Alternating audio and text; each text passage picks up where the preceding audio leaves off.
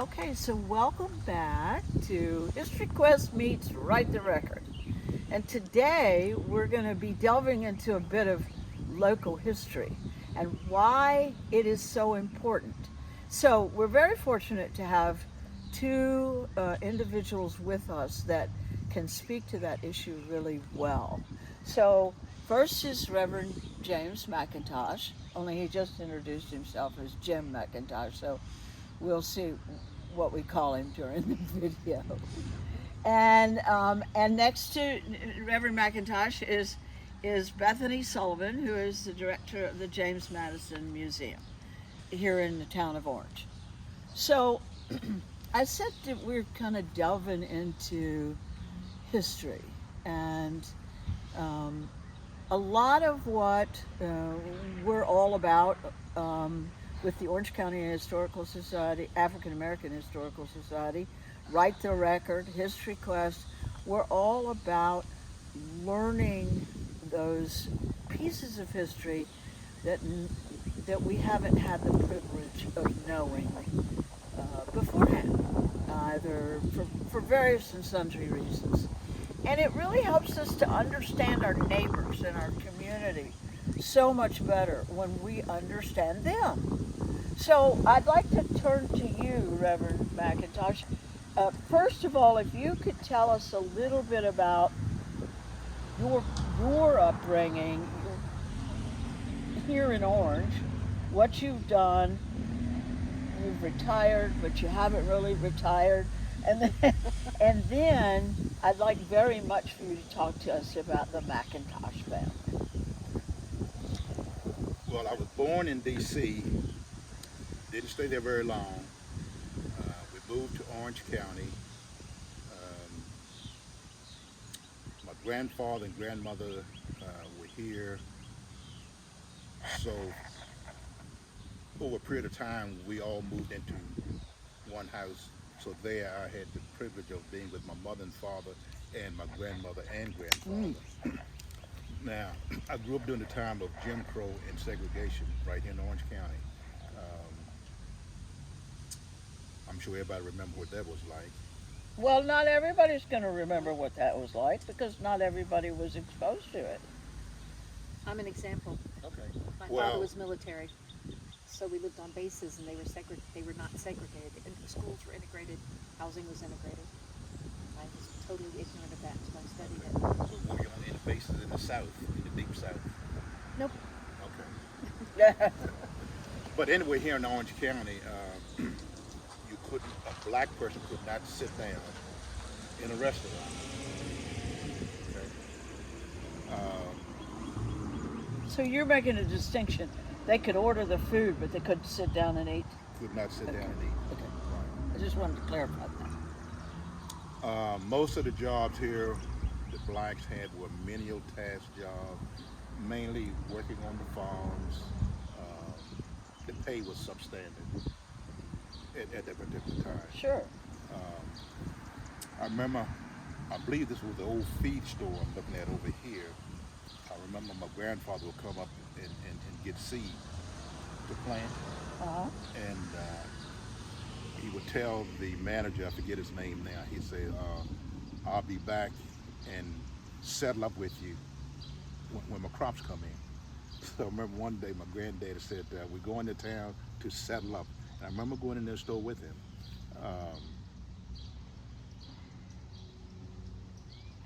My family, at least my grandfather, mainly he was a small-time farmer. He raised his own grain, veggies and things like that. We also raised a few hogs. So we didn't have to spend a lot of money coming to the store to buy food. Mm-hmm. We did have to come to town to buy clothing. I remember there was a Lerner Brothers, was a shoe store here, and we'd buy shoes there. But a lot of the stuff that we got was, at least what they sold us, was dry rot.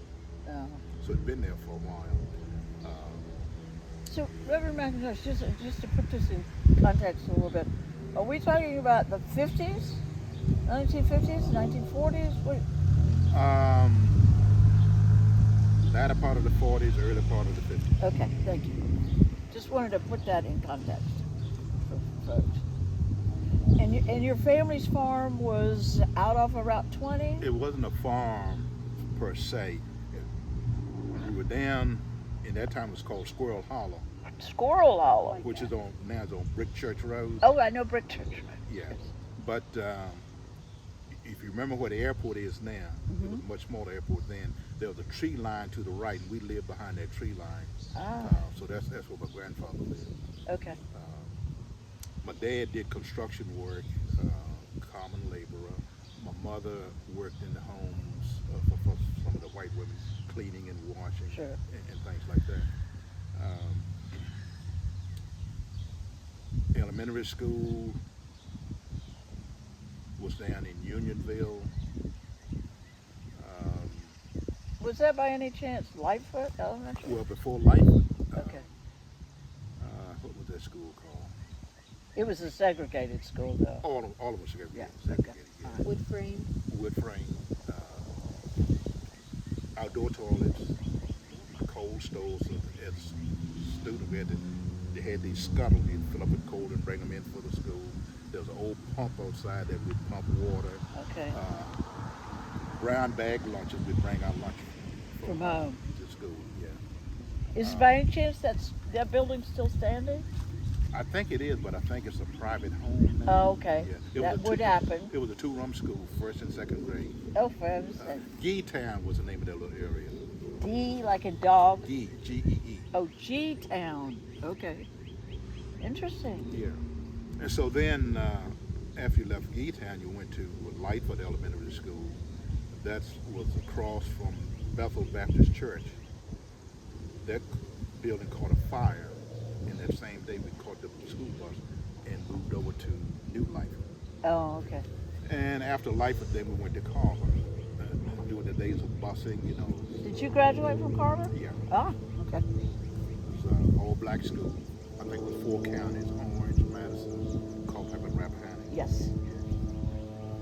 And after high school, I joined the Army. I was in the Army for 4 years.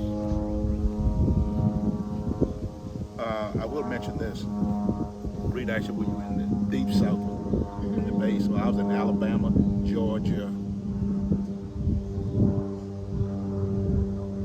Were the 2 bases in the deep south that I was in. I heard I- Alabama was pretty problematic. Oh, it was.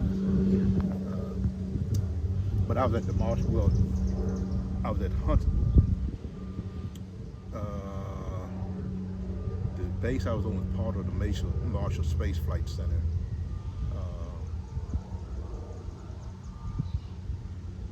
It was a big missile base, or radar computer base, school.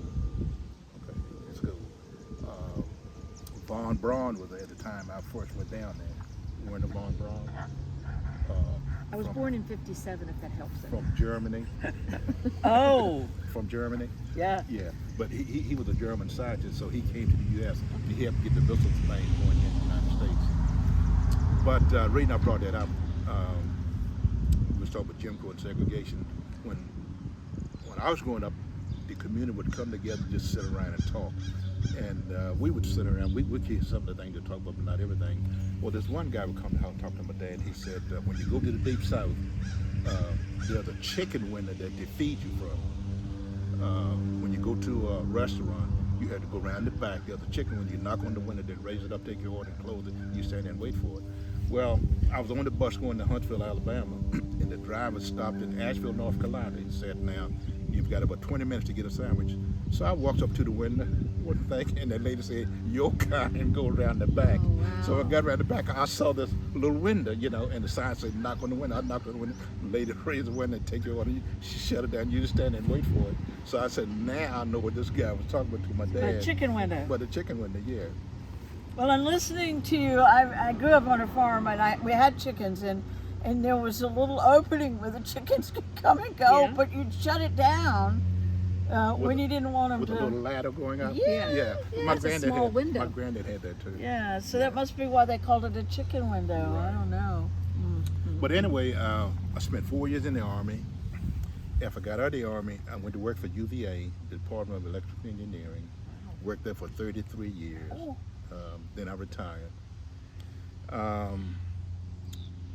Probably about 2 years before retiring, I enrolled at Piedmont Virginia Community College and started taking courses at night. So after I retired, then I went down to Lynchburg, to Virginia University of Lynchburg, and did my other 2 years and got my bachelor's degree. Um,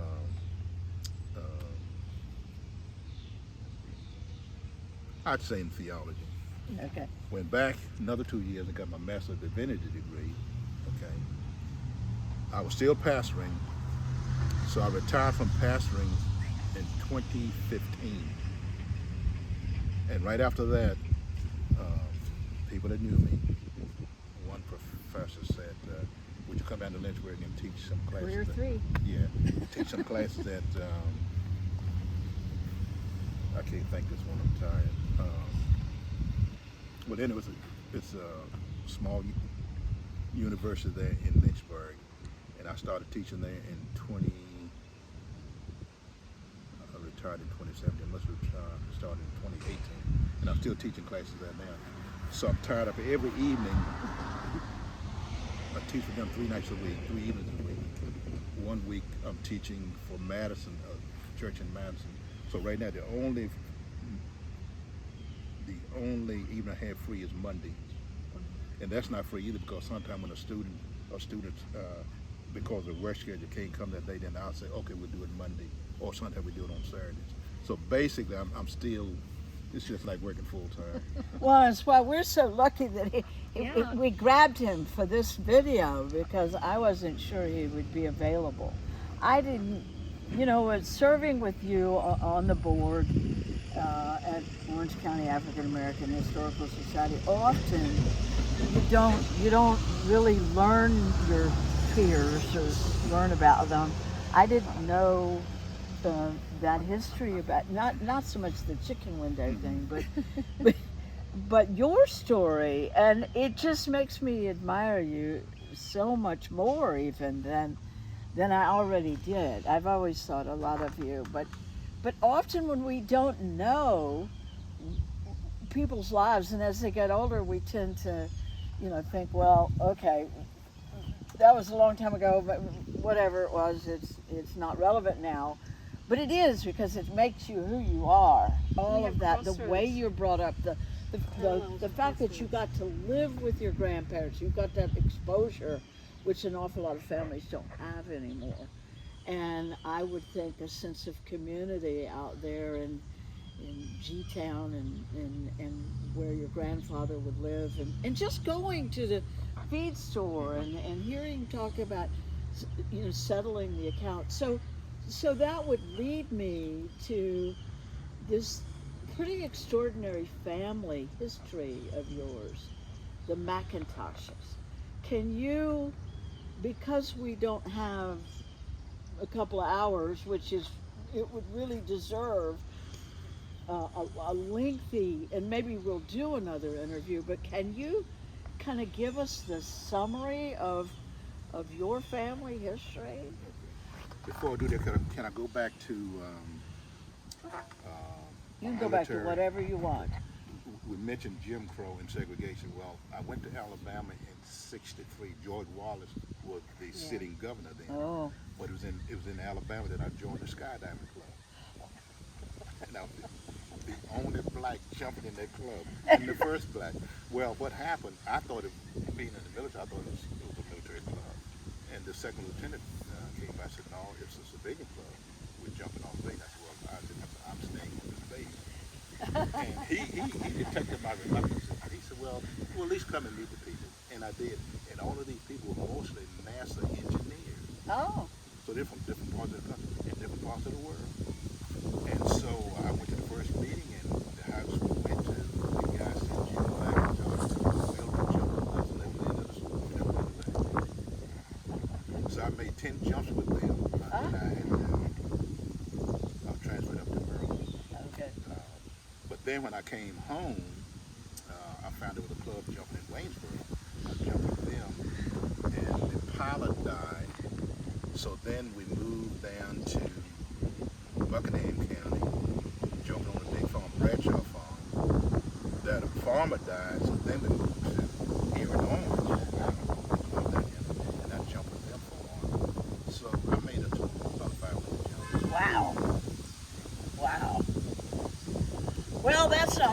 another story and another lesson for us to get when you're exposed to different perspectives and different cultures. You tend to lose some of that bias, I think. And you begin to see people for who they are, you know, not what they worship or what they look like. Or okay. Another thing I want to mention, going back to the Jim Crow segregation, my grandfather, whom I lived with for a while and went to that feed store with, if you saw him, you'd say that was a white man. He looked just like a white man. Well, in 1935, we went to UVA to have an operation. So apparently, he caught the train out of Orange and went to Charlottesville. And he probably got off the train, just walked up to the hospital. Well, they thought it was white to operate on him and put him on the floor with the white folk. Well, his daughter came to see him, and her complexion was like mine. When they saw that, they took his bed and ran down into the basement with it because all the blacks were in the basement doing that. Oh my God. Wow. Oh God. Anyway, when he came home, our neighbors on both sides of us were white. They said, "Uncle Felix, how would you stay in the hospital?" He said it was fine until my daughter came. So talk to us about how did the McIntoshes kind of get started, your ancestors? Okay. Well, let me mention this. There's two sides. McIntosh on one side, Africans on the other, and I'm somewhere in the middle. But anyway, on my mother's side, we get the Africans. On my father's side, we get the McIntosh. They came from Scotland. The name McIntosh is a Scottish name. They came here to Virginia. Apparently, one of the McIntosh women was impregnated by an African. Okay. And you can imagine the friction that caused. Yeah. But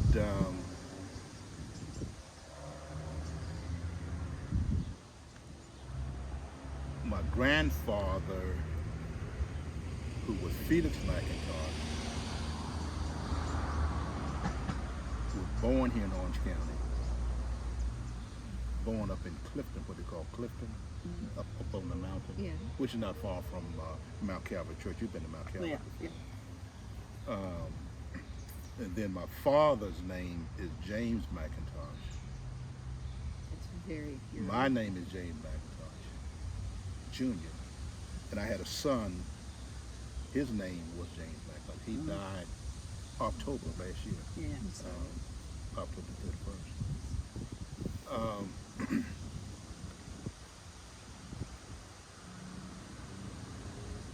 There's a long list of McIntoshes. There was a Mary McIntosh we were just talking about a few minutes ago. I think she also, if I remember correctly, had a baby by an African. Okay. According to your Huge scandal. papers, I mean, that would be a huge scandal. Yeah, it was a huge scandal. She had to pay a fine for being pregnant out of wedlock, but then I think the church also made, from what I understand, made her pay a fine. Okay, and then I think apparently she was indentured, and her indentured service was extended, I think, another few years because of all of this mess. But to make a long story short, there's a long list of McIntoshes, and there was quite a few in this area when I was growing up. But as the older people died off and the younger people left for the city, to get decent jobs, then I guess the McIntosh clan just sort of dwindled over time. Right. Yeah. But your family history, this African American, Scottish, and when people today do their DNA. Have you done your DNA? I haven't done it yet. I keep saying I'm going to do it. Well, when African Americans do their DNA, it's not uncommon at all to find 20-30% of that DNA is England or Scotland or Ireland, which tells us about all this. I don't know a polite way of saying it, but certainly there were many offspring sired by white Europeans of African American women. And but your story, and if I read just a little bit of what you brought with you, apparently they were never enslaved. Your ancestors were, like Mr. Madden wrote his book, they were always free. They were indentured servants, and from the work I've done, that I can tell, people of color who were indentured were not treated a whole lot better than those who were enslaved. However, their indenture would eventually end, and then they were given free papers, which I think is the case with your family. I'm pretty sure that was the case. Right. And it's certainly having a black family with the surname McIntosh is a bit unusual for Orange County or this region. It's not, I mean, Orange County knows its McIntosh ancestors, but McIntosh is not, it's not a real common name in the region. You ought to contact Dr. Gates. Finding your roots, your story would be fascinating. Gates on TV. Yeah, he responds to emails. You ought to write to him. Well, so let's shift to you for a minute, Bethany. I had told the viewers earlier that you're the director of the James Madison Museum, and of course, your job is to put together exhibits to tell stories and use artifacts, and mostly artifacts and interpretations of those artifacts. How important is it to the museum and the telling of histories like this to know a story like Mr. Reverend McIntosh has told us today? It makes the entire difference. You can take an artifact, and this was done in this period, and this is what it was used for. But when you can link it to a human story, and you can make it relevant, you can give it life, you can give it character, and people are much more interested when you can give them the history behind something rather than this is an object, Right. This was its purpose, and this is when it was made. Having oral histories recorded, written, or even when someone donates something, I always ask, what's the story behind it? Whose was it? Actually, there's a name for that, right? Provenance. Provenance, that's right. And but it makes history more relevant. It makes history more relatable. It makes people realize that history's not just about memorizing and regurgitating dates and events and wars and the names of leaders. History is about people who lived their good times, their bad times. It doesn't matter. It's our history. It's how we got to where we are today. But when you get the stories, the humanity behind it, that artifact takes on a life, and that resonates with people that visit rather than just this thing that is sitting there. So it makes all the difference. Yeah, I like the way you put that, because for me, history it has never been about a thing, because if it should be about a lesson that I can take away that makes my life better. And for me, and I think for visitors to the museum, if you are able to take away, you're looking at something and you hear a story like Reverend McIntosh's, and you used the word relatable. So somebody comes in and they're not a George Washington and they're not a Patrick Henry, they're just a regular person, you know, and they go, wow, you know, this story talks about some of the things that they had to overcome or that they faced, or you know, problems they had to solve, and look at what they managed to do anyway. I hope you're not filming me with me adjusting this thing all the time. Anyway, so I think they're uplifting kind of stories as well as full of lessons. Now, the way our museum is structured, I have to keep not saying my museum because it takes such ownership, is structured is you can go into Mr. Madison's room and learn about the early Virginia presidents. You can learn some very valuable information about the history of the country. You can go in the temporary room and learn something fascinating about our local history. But the reason I was able to convince the board of directors to allow me to construct a Black History and a Native American room is because the purpose of those rooms is not just to bring in forgotten history, ignored history, but is to make people stop and, wow, think about that for a minute. Start conversation, open some minds a little bit, and hopefully they walk away, you know, I didn't know that. Wow, that's really interesting. You know, let them kind of be exposed to something they probably never thought about before.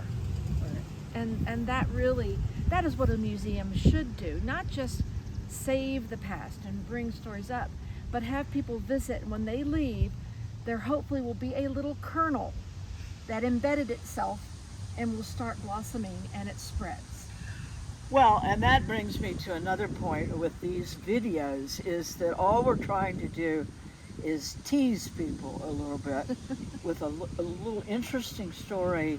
And I remember when I used to be working with the National Park Service at the Wilderness, we talked about what do you want people to go away with, and what you want them to go away with is wanting to know more. I want to know more about the McIntosh family. I want to know more about the laws that find these women or punish them. And again, I shouldn't say this, but they punish the women, not the guys. Well, there's so much that goes into what we consider history. Yeah. One example is you can take fashion and see how women specifically were actually controlled through fashion.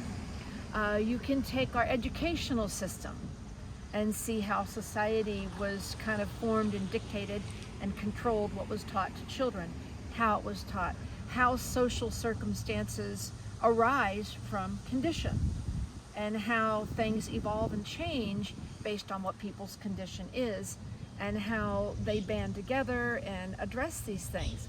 So history is, to me, fascinating, Right. because it is about people. It's really not about events as much as it is about who were in the events, what situation people were in caused these events. Right. So your story is a perfect example of what makes history so fascinating. And if it weren't for you, there would be no story. So, you know, the stories are important. Right. All right, well, let's move quickly to June 19th, when we're going to invite everybody to come down and see this vacant lot looking much, much different. Now, there's going to be a lot of other things going on that day, but let me start with you, Reverend McIntosh. I know you are a big part of our dedication ceremony, which starts at 1 o'clock, and it will run about an hour. We've got music before that and lots of music after that. But you are going to perform a libation ceremony before we kick off that dedication. Can you tell us a little bit about what that is? Basically, this goes back to African tradition. When an African dies and they bury him, or his ashes after being cremated, they do a libation ceremony where they pour some type of a liquid. They walk around the entire grave, and they're connecting with the spirit of that particular person, or maybe some of his ancestors way back. So basically, that's what they're doing is connecting with the spirits of the ancestors. They're remembering their ancestors. Right. And that's what we want to do here. It's a wonderful ceremony for anybody to be able to honor your ancestors in that way, to remember them. But one of the things that we will be doing is reading some of the names of those who lived in this area on Church Street, on Mill Street. And we're very grateful that you're willing to be with us that day and do that. Now, Bethany, the museum's going to be involved a little bit in this, what's going on that Sunday. What are you going to be doing? Well, I do believe that probably Jessica, somebody will be down here filming and hopefully live podcasting on Facebook for the museum so people can't be here can enjoy and learn from this. The museum itself will be open for free all day. We originally thought, well, you know, if they bring their program or the map, I thought, no, just be open all day for free.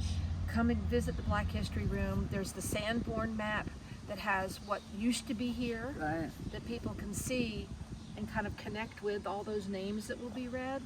So we will be open for free for anyone who comes in that day.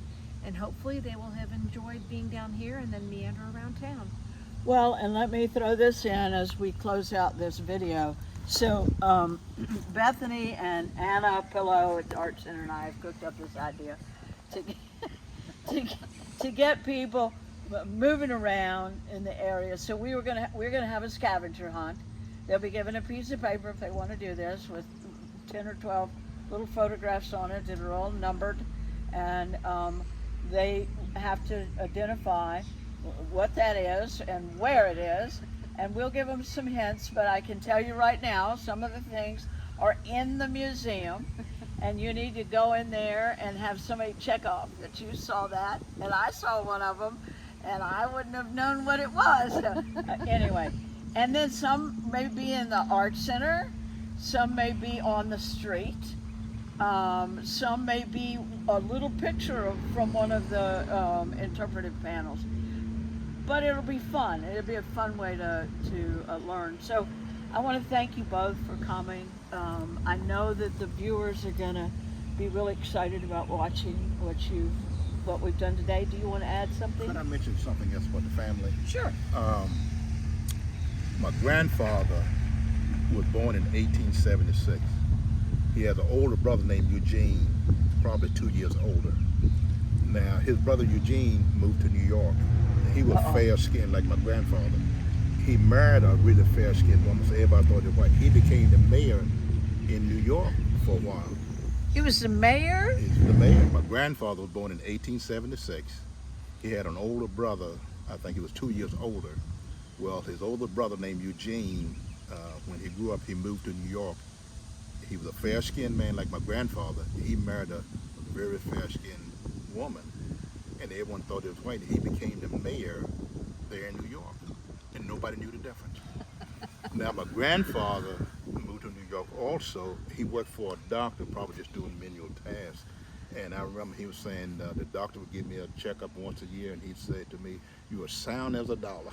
That's when a dollar was maybe something very sound.